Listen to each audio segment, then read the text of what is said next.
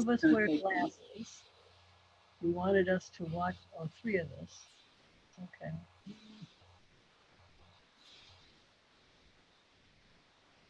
Mine reflect least when I'm looking a little bit downward. Like this doesn't work. I think people look pretty good. I'm going to start the recording and I'm going to get started. So I'll let Michael finish his coffee and we'll get started. But Anne move a little closer. She almost looks like she's firing squad. Oh, me? Okay. Yeah, okay. I was trying to show some of the banner and stuff, but I understand. Coming through just fine. In fact, better now. Oh, okay. It's a minute after 10. Let's get started now. So starting now. Good morning and thank you for joining us, press. Welcome to our premier inaugural series of virtual press conferences. This is for the Green Party of the United States 2020 Presidential Nominating Convention. This is an experiment for us and probably for most of you. So before this gets started, and turn it over to our moderator, I will want to go over a few points. First of all, as the press is muted when you come in, I'm just letting press in so we can minimize extra noise and distraction. Please also rename yourself with your full name and media outlet if you can. Once we get started, the moderator will introduce each speaker in turn, after which you will each get a chance to do your opening speech. And then after that, the moderator will open the floor for questions and answers. If you'd like to ask a question, press, please use the raise hand function, or you can type a question into the chat area.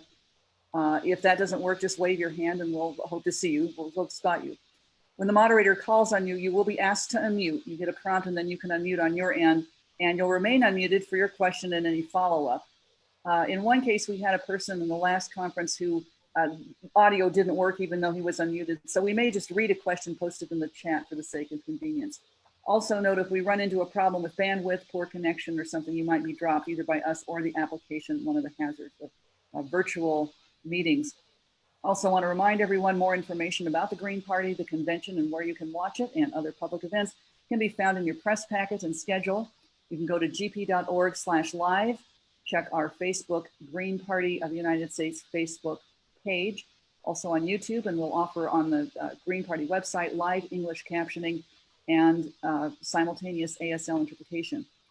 I'll now turn this over to our moderator, who is Laura Wells. She's a member of the Green Party of California. She's been a Green since 1992 when they first became ballot qualified in California. Laura has run as a congressional candidate and for the offices of state controller and governor on the platform of taxing the rich, reforming Prop 13, and instituting public banks. She has one daughter who's a musician, and she lives in Oakland, California. Laura, thank you for moderating, and I'm going to turn this over to you. Take it away, Laura. Thank you, Holly, and I'm very happy to introduce candidates for local and state office. Contrary to what many people believe, Greens do run local. Since it became ballot qualified in states starting in the 1990s, the Green Party has been by far the most successful progressive alternative political party in the country. The candidates in this press conference are carrying on the tradition of running for and quite possibly winning their seats. The entire character of a council or a commission changes when even one person who is not sold out to developers and corporations has a seat at the table. Look at Richmond, California, fighting against the Chevron Corporation, and look at Seattle fighting other mega corporations. So let's get started, and we'll do this in alphabetical order. So let's start with William Bortfield. And to introduce him, he's a Southern progressive running to be the Louisiana Public Service Commissioner for District 1. The LPSC is mainly a utility regulatory body as defined in Louisiana's state constitution. He was born and raised around New Orleans, and William is ready to bring efficiency and transparency to the LPSC. Welcome, William Bortfield. Hi, thank you. So as she already said, my name is William Bortfield, and I'm running for Louisiana Public Service Commissioner in District 1. I was raised in Gretna, Louisiana, which is a suburb right outside of New Orleans. I went to the New Orleans Military Maritime Academy in my senior year of high school. I decided that I was going to run for office. I ran for mayor of Gretna in 2017, and although I was unsuccessful, it sparked a flame that I found a passion within myself. Given the current incumbent, Eric Skermetta, and his donations to his campaign, for example, I believe that I will be the only person to run against him, and his campaign account already has $300,000. The donations go as such, and I just want to make sure I have the numbers right because I don't want to get this wrong. $19,000 from Atmos Energy, a gas utility company that he regulates. $15,000 from Entergy, which is an electric provider in Louisiana that he regulates. $14,000 from AEP and Cleco, and those are both utility companies. And then he also receives donations from other utility companies that the commission regulates, not necessarily within his district.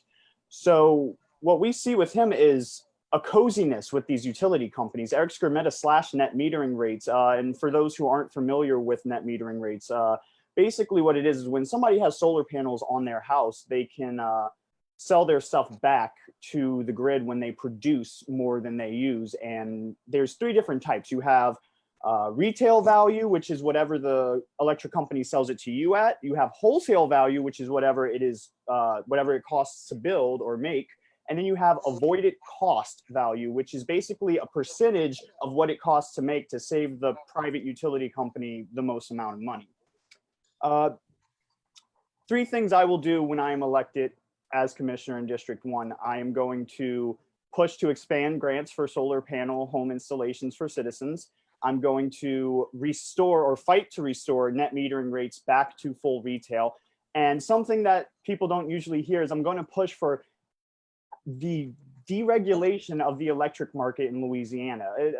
Not to say that we're going to stop regulating, but what we want to do is allow more competition to come into the area on the electric provider side to break up the monopolies that we see within the state, and that I would say leads to our high rates across our state in electricity, gas, and water. And thank you for having me here again, and I will give it back to Miss Laura. Okay, well, thank you, William. Our next candidate will be Michael Condit, and he's a Beyond Organic farmer, a musician, and a community change agent. Michael is the chair of the Utah Permaculture Collective, a co-founder of the Salt Lake City Air Protectors, and the agricultural co-director of the Krishna Food, Forest, and Farm. He is running for Salt Lake County mayor as Utah's only Green Party candidate in 2020. Thank you so much, Laura, and thank you for putting this all together and having me on today. When the Green Party of Utah asked me to run, it definitely appealed because I'm doing a lot of the work that I believe the world needs already. And I believe that through the political transformation that this country needs, we're able to better elevate the solutions that are really all around us. I think it's really important that more and more political people that choose to run are ecologically educated and know what it's going to take to heal the soils, protect the water, protect the air, and also really encourage a culture of mutual aid, a culture of taking care of each other, a culture of resiliency. Running for county mayor is a really big seat. This is the capital county, it serves over 1.1 million people. And it's a really amazing opportunity to be able to pull Salt Lake County together and share a vision of what I like to call the more beautiful world our hearts know is possible. So much would change for us when it comes to social justice, political transparency, and ecological health if we really take the time to focus on the foundations for what creates a truly healthy, really healthy world and healthy people, which is really founded in the way we interact with our environment. Coming from the background of an urban farmer and gardener, I've been advocating for those types of solutions for the last 9 years. I've started nonprofits and I work diligently to help people learn how to grow their own food.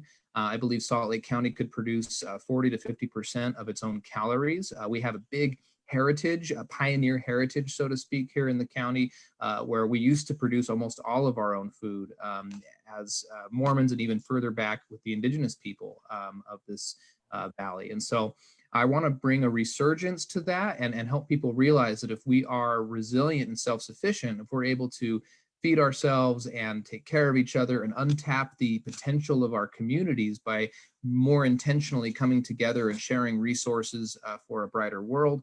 This vision, by running for such a large seat and for putting my heart into this, I believe those visions, those programs, those the way that we're creating those changes are going to be elevated, and it's a no lose scenario. It's a great opportunity to be running for the Green Party. I believe that the two-party system is unable to produce the kinds of systemic changes that we need in the world. And so the energy of this campaign is meant to create change now, regardless of the outcome, and also to be a pioneer for more millennials, more progressives, more people, even with tattoos, to step into the field and say, there's a better vision out here, and we need to be authentic, and we need to be transforming the political system, getting money out of it, bringing transparency back. I'm running against an incumbent centrist Democrat that just doesn't have the capacity to make the bold changes that we need in the world. So thank you for this opportunity, for having me here today. Well, thank you, Michael Kundick. And our next candidate is Jake Tonkel, and he's a biomedical engineer running for city council in San Jose, California. He's a Peace Corps volunteer and an organizer for socially and environmentally responsible community investment, including public banking.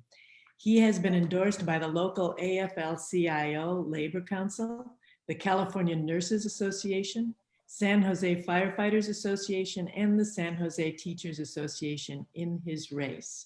Welcome, Jake Tonkel. Thank you very much, Laura. This is really exciting time. I mean, we're in the middle of a global pandemic, and we're still campaigning on progressive values as a way to show the community what perhaps we were missing. So again, my name's Jake Tonkel. I'm running for city council here in San Jose, California, specifically for District 6, which covers the west side of San Jose and is particularly impacted by our development and growth, especially coming up where we have Google creating one of its largest new campuses right on the edge of the district. And then as we discuss how high-speed rail for California makes its way into San Jose and then into the Bay Area. So we've really centered this progressive coalition, like you said, gathering support from many of our local labor organizations, the Green Party, and even many Democratic clubs in Santa Clara County. We've centered this coalition around equity for the city of San Jose and for the district. As a city that has almost 94% zoned for single family residential, we're one of the largest but most sprawled cities in the country. And as we develop, especially around some of these new projects, gentrification and displacement are becoming more and more of an issue that we are really failing to rise to the occasion of and prevent. We have in San Jose the fastest growing inequality of any city in the country. And in Santa Clara County, which we reside in, home to the largest gender pay gap and the largest wage theft of any county in the country as well. So we are continually struggling with kind of the epitome of inequity with tech and then low wage workers, where 4 low wage jobs exist in San Jose for every 1 low wage housing unit. We're really struggling to make sure people can stay here. And until we make changes to represent people, implement publicly funded elections, things like ranked choice voting, overhaul our community engagement process so that we can get more voices at the table when we decide what development looks like, we're going to continue to struggle as a city. San Jose sits in a space where we don't even talk about Democrat versus Republican very often, because the council is generally, and the Bay Area generally, very democratically run. But we do have labor versus chamber as the divide for city council.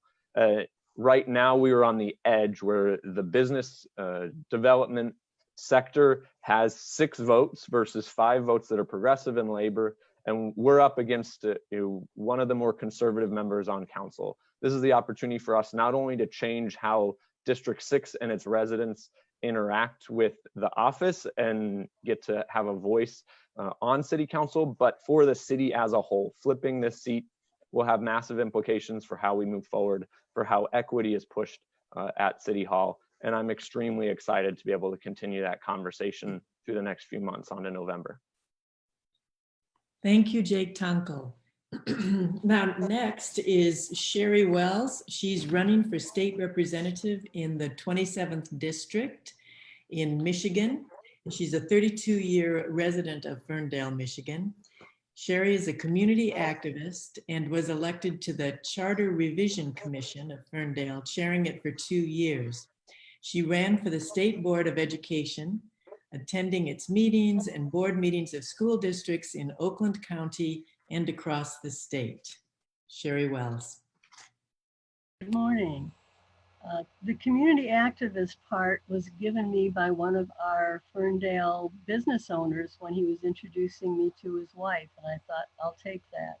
And it has worked out to be an excellent advantage. My state rep office runs along 8 Mile Road, made famous by Eminem, but Ferndale also has a distinction of having Affirmations, which is a lead LGBT organization here in Michigan. I can walk one house to the right and I can see its front door. The 7 communities that I'll be running in are all familiar with me. I've been exploring this for 1.5 years, attending their city council and commission and township board meetings, school district meetings before and since I was running for the State Board of Education. I learned so much about education in Michigan that I wanted to use it somewhere, and state representative is a natural because they're supposed to be funding it according to the Michigan Constitution. What is also, there are so many things tied in with education. I have a 4-leaf clover symbol I'm running with. So it's public education, it's public transit, it's prison reform, and it's protecting families, and all of that is so intertwined. I did some research, and Michigan spends $34,000 per prisoner per year. For that amount of money, someone can attend University of Michigan tuition, books, and room and board for a year, or they can get 1 of 2 years of skilled trades training. Both 2 years would be for less than what we pay for a prisoner. And the amount of money we have per student is like less than 1/3 of what we pay for prisoners. So we definitely need to have some reorientation of those things. What I have here with these, quote, lower offices is we have 2 people, 2 Greens running for county commission in the same districts. One of his county commission district is totally within my state rep district, so we can run together. People, we see 2 Greens on the ballot in those lower offices. And the other person is 3 square miles. She's a disabled veteran, and she has much she can talk about. She's done a line-by-line study of the county commission budget. We have excellent candidates, and we are working together. This is what I call a farm team, so that ultimately we can get elected at this level, and we can keep moving upwards to do more than just raise issues, but also get elected. I'm also working this time with having our candidates across the whole state go after endorsements, Sierra Club, union endorsements. If it does nothing else, it will tell them for probably the first time. So I respected the endorsements that I heard from another one of our candidates who got the AFL-CIO. I'm working on them. And they need to know we're here. They need to know that we're on the same side, and they're not going to find that anywhere else. I'm also working with our Peace Action, and their national organization person came around a couple years ago and he said, you need to consider Green candidates, especially for Congress, correct? And I'm sitting there saying, this is what I'm doing here, letting them know that the Green Party exists and it is an option. So as you can tell, I am just excited about the possibilities that we can do at these local offices. Thank you, Sherry Wells. And our next candidate is Ann Wilcox, and she's a long-term DC statehood Green member who is running for the DC City Council at-large seat. She's a lawyer and a longtime community activist and has served as a school board member in DC. She was also active with GPAC's Green Party Peace Action Committee for many years at the national level. Welcome, Ann Wilcox.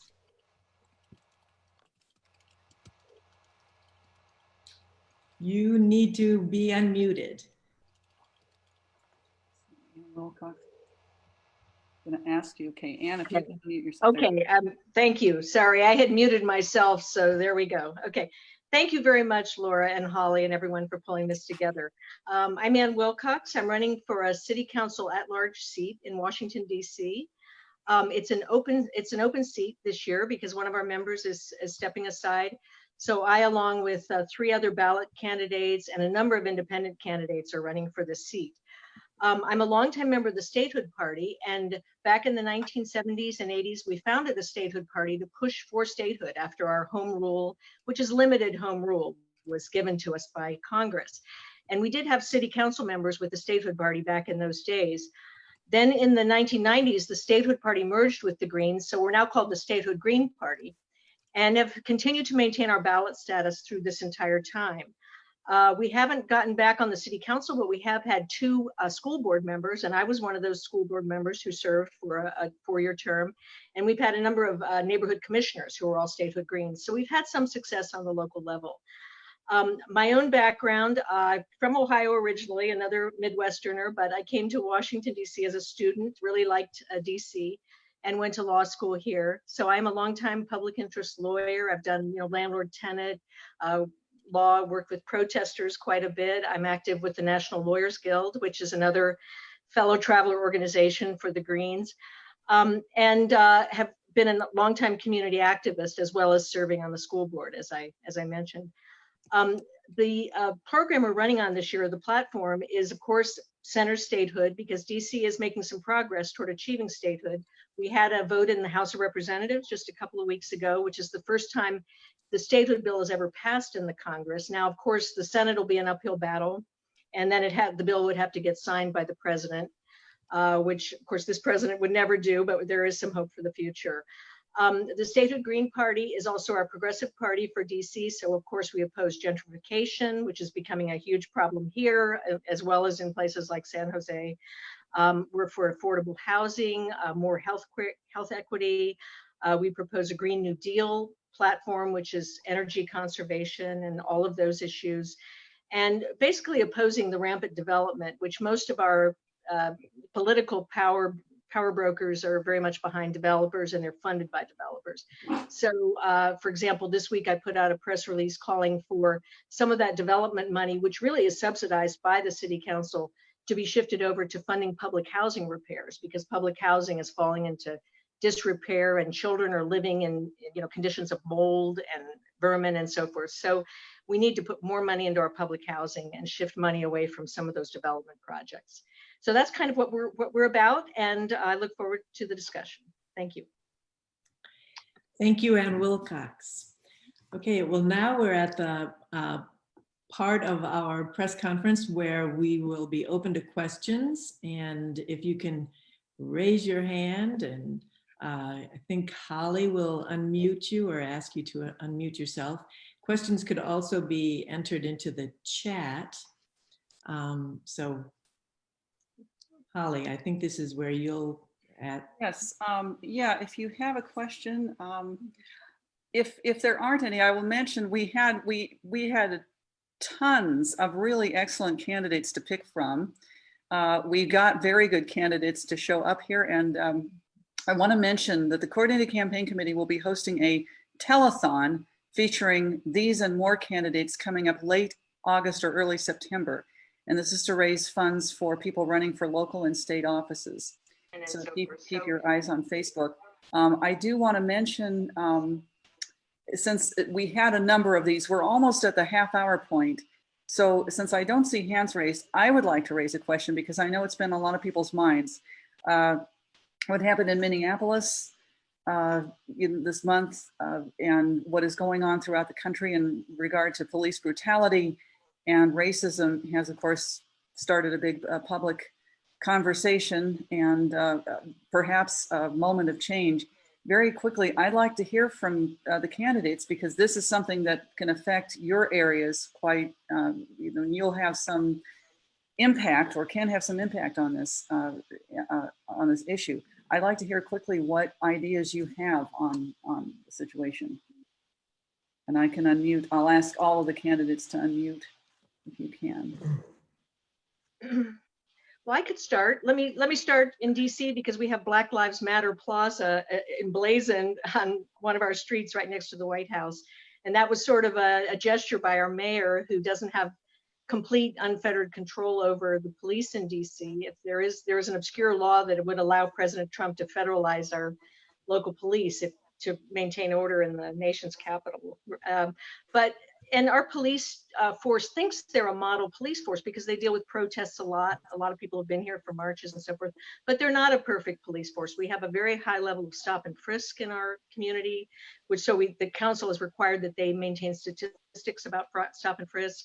They're even hassling people who stay late overnight at the Black Lives Matter Plaza. So there's actually been some unnecessary arrests there. And the other point I would mention, so obviously we're having these same discussions about defunding the police budget in our city. And I would just mention real quickly that we're talking a lot about the health equity issues too in light of the COVID crisis. So thank you. Ferndale and the state rep office that I'm running for is located, as I said, along 8 Mile Road. And it has been gratifying to see, even more than usual, the number of suburban people, white suburban people out on the streets of all ages, 6 feet apart and wearing our masks, but we're out there. And a local organization has just helped spread out 2,000 Black Lives Matter lawn signs.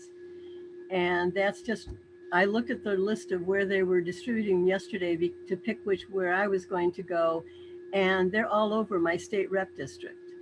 So that is gratifying that the white suburbanites, as well as the Black area, the ghettoized Black area in the state rep district also had a march. And I hope this will finally be what makes it happen or stop happening. I believe, and this is something, when I ran for mayor in 2017 in high school, criminal justice reform was a big thing that I ran on because Gretna is, you're 14 times more likely to get arrested in Gretna than in Ferguson, despite having 14 times less violence. But it's really, it's tough to watch because as someone who's only 21 years of age, the Rodney King incident happened before almost 7-8 years before I was born. This is something that's been going on for hundreds of years. I think the biggest thing, and this is something that I've been telling my fellow white progressives, is that it's important that we give minorities the ability to voice their concerns without us, so much trying to take the center light. And that's mainly what I've been trying to do, because as a white male, I do have privileges that, many others do not have in this country. But I do know that given that I have that privilege, it would be, stupid not to use it to try to destroy it. And that's what I try to tell, a lot of my younger, white friends growing up is, yeah, you have the white privilege, use it to destroy it. But also allow when, Latinx, African-American, any minority, community that has been oppressed by white people, which is almost every community, throughout the world over, millennia, let them speak. Don't take the center stage. But if you can use your privilege to, destroy the privilege that, you have, then do so. For us, I mean, this sparked conversations within San Jose that have been bubbling up for a long time. Obviously always existed, but in response to the George Floyd protests, we had an immense amount of use of force and arrests of legal observers, of reporters by San Jose Police Department that continue to push the conversation into City Hall, and more recently have made national news with I would say secret private Facebook group of San Jose police officers that had come out making explicit racist comments. Black lives do not matter. I would use that woman's hijab as a noose. And so us through our campaign have called for increased powers to our independent police auditor, have asked them specifically to investigate Facebook and the use of Facebook for our officers as a way to understand which have explicit racist tendencies, and then shift the focus in the campaign as well to, kind of as Anne said, the intersection of health and racial justice in our community. The intersection of systematic racism in San Jose is a city that is historically more white and Latinx than Black, but we still have disproportionate arrests, issues of homelessness that hit our communities of color the hardest.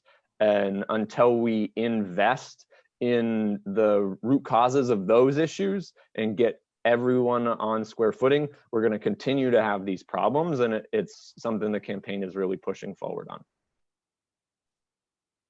I would say, of course, Black Lives Matter, and Salt Lake County has a long way to go in order to progress that movement. We currently have a law in effect that is very restrictive for individual cities and municipalities to have citizen review or community oversight boards. And so the county can do a lot to negate that, and even do a county-wide commission board in order to have direct community control over our police departments.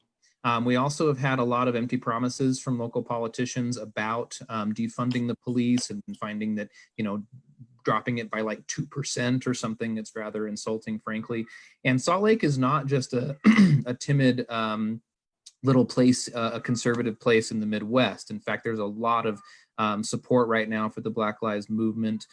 There is a Justice for Bernardo campaign going on right now. A young man was shot dozens of times by the police, and our district attorney, Sim Gill, just came out with saying that he felt that brutality and that murder was justified. And so even last night, there were windows broken at the attorney's office, and there was a whole bunch of paint being red paint on the streets. And so people are very upset here, rightfully so. And we need to put our actions where our words are, and not just have empty promises. Defund the police in meaningful ways. We need to decriminalize drugs and see them as the mental health problems that they are, and really come from a place of compassion and care for people. And we need to stop sticking our police department on things like mental health calls and things that they're not necessarily needing to be a part of. It's an unfair drain on the police departments, an ineffective way to create social and cultural cohesion. So as Salt Lake County mayor, there's a lot that I could do to progress that, much more so than our incumbent candidate.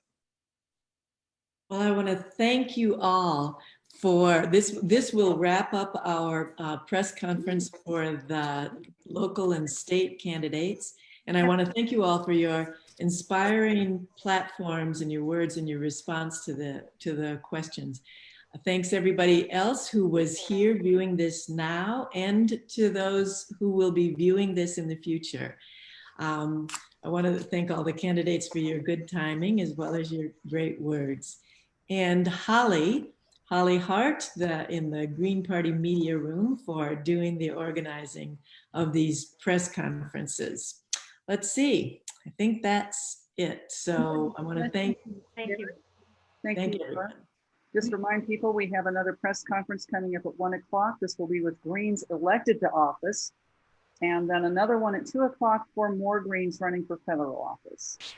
So thank you all for coming, and good luck with your races. We hope to see good news in the fall. Appreciate it. Thank you.